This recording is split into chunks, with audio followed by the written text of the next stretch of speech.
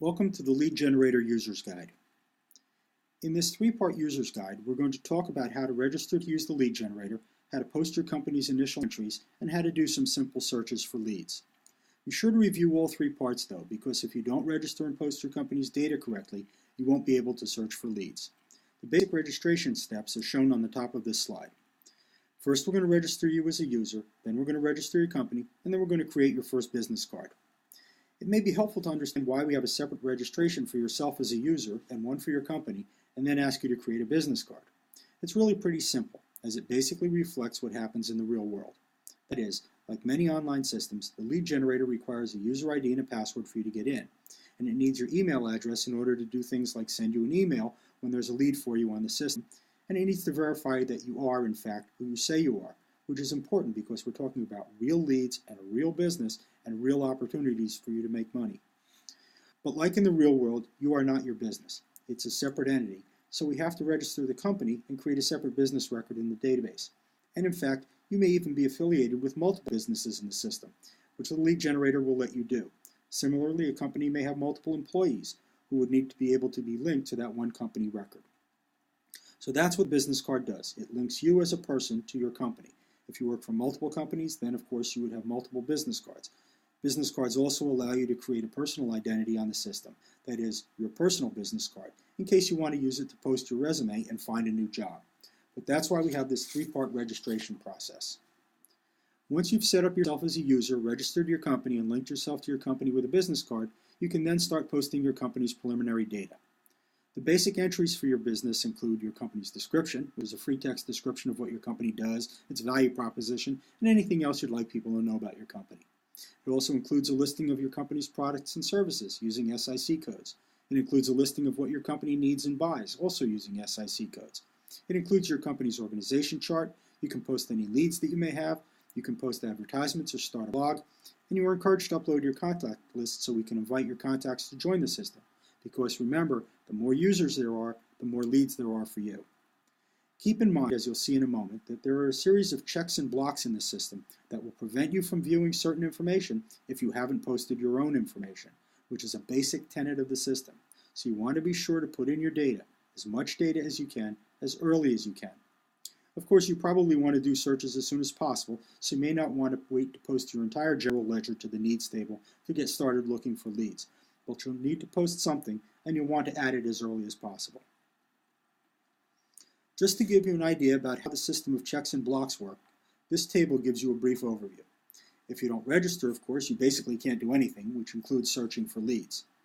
But more importantly, if you don't put in your company's needs, you can't search the database for other companies' needs. And remember, that's where many of the opportunities are, in the needs area. If you don't post your company's products and services, you can't search other companies' products and services. If you don't post any leads, you can't search the leads area of the database. If you don't put in your company's organization chart, you can't view other companies' organization charts.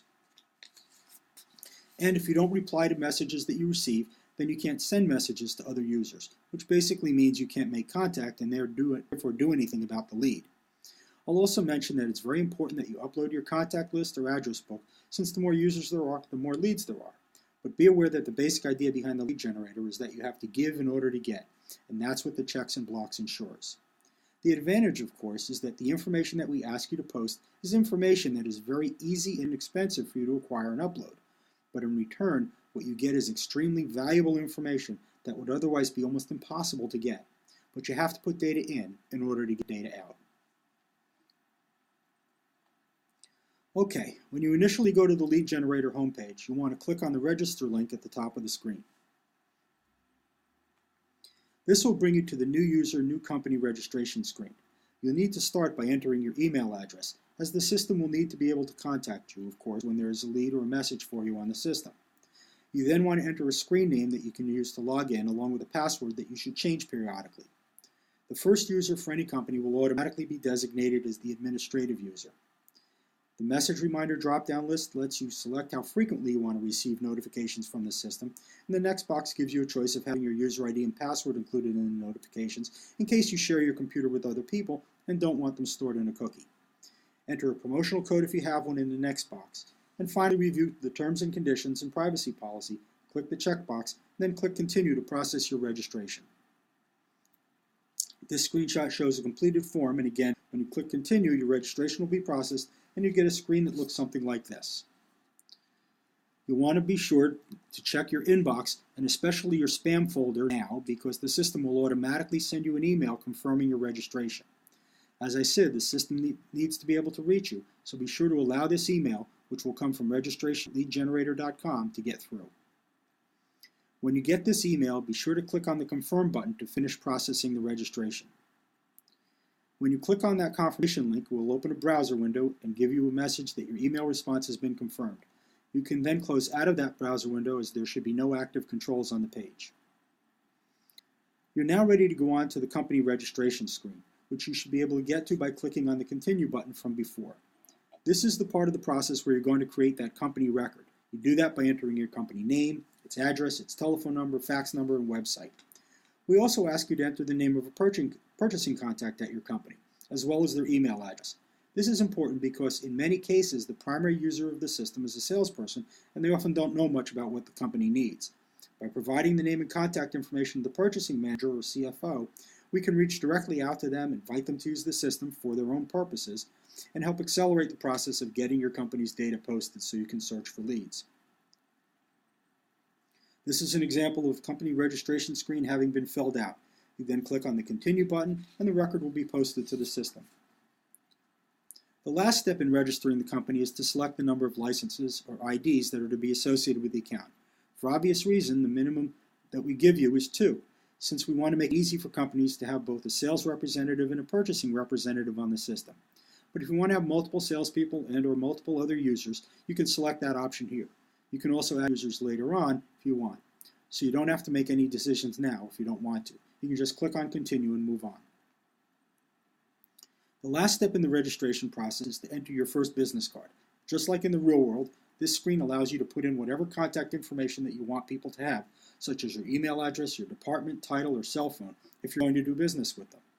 Note that the default in the system is to not publish this information except for your name.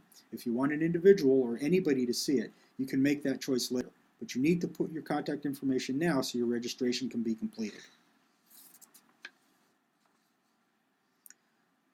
Once you complete your registration, you'll be taken to what we call the quick reference screen.